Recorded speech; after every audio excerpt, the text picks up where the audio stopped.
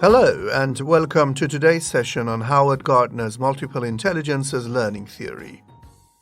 In the 1980s, Gardner began to see intelligence as a blend of multiple abilities rather than one single modality. His theory of multiple intelligences challenged the idea that intelligence was measured by a single IQ measurement.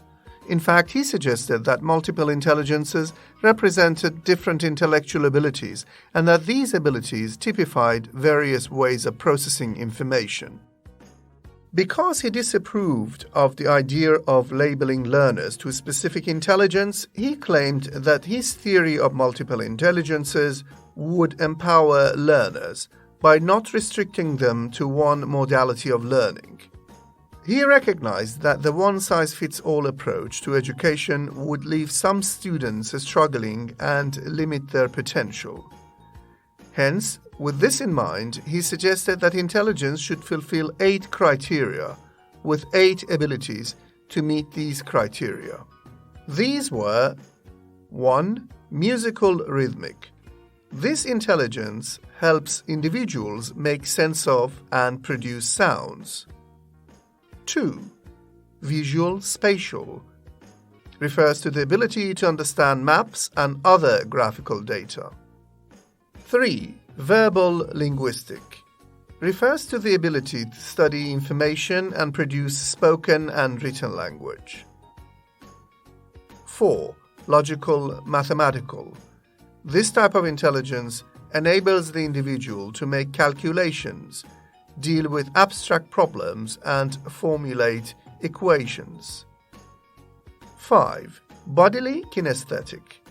This intelligence involves using one's own body to solve problems and do tactile activities. 6. Interpersonal intelligence, which reflects an individual's ability to understand other people's feelings, moods, and intentions. 7. Intrapersonal intelligence, which reflects an individual's ability to understand their own moods, intentions, and feelings. 8. Naturalistic, which reflects an individual's ability to live in nature due to having the ability to recognize fauna and flora in the natural world.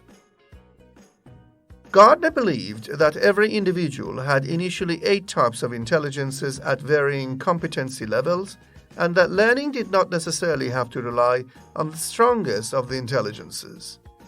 Hence, an individual's preferred style guided the way they learned. An example would be the following. If someone was a skilled artist with high visual spatial intelligence, it did not necessarily mean they would not benefit from logical mathematical intelligence to help them express their art. Gardner clearly recognized that everyone had a clear mix of learning styles and they could be used differently according to varying circumstances. Today, an important question to ask ourselves is, what can the theory of multiple intelligences bring to the world of education? As educators, we should be asking ourselves if we are engaging all our learners and if we are communicating our objectives to them. And if not, what other approaches can we utilize in order to cater to everyone's educational needs?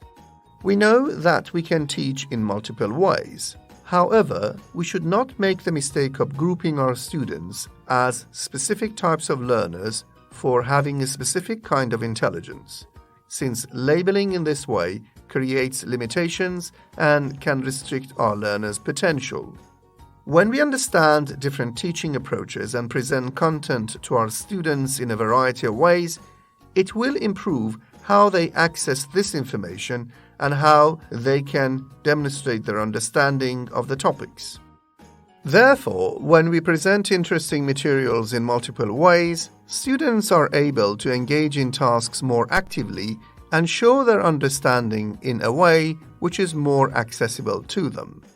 It is vital to continuously gather data on students' performance, both strengths and challenges, and make a note of their preferences and dislikes in order to develop a repository of techniques and approaches to teaching content.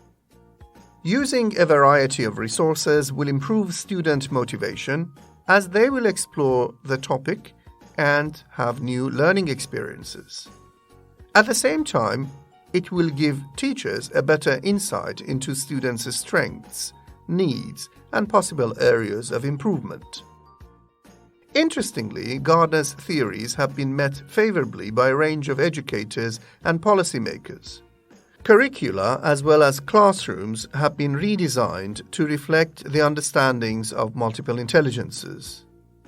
In addition, although there may be some issues and unanswered questions around his notions, the theory of multiple intelligences has had a certain appeal to education and has made teachers reflect on their practice. And that brings us to the end of today's session on Gardner's theory of multiple intelligences. If you would like to explore more on any of the topics discussed, click on the links provided at the end of this unit. As always, remember to observe what is happening in your classes and be a reflective practitioner.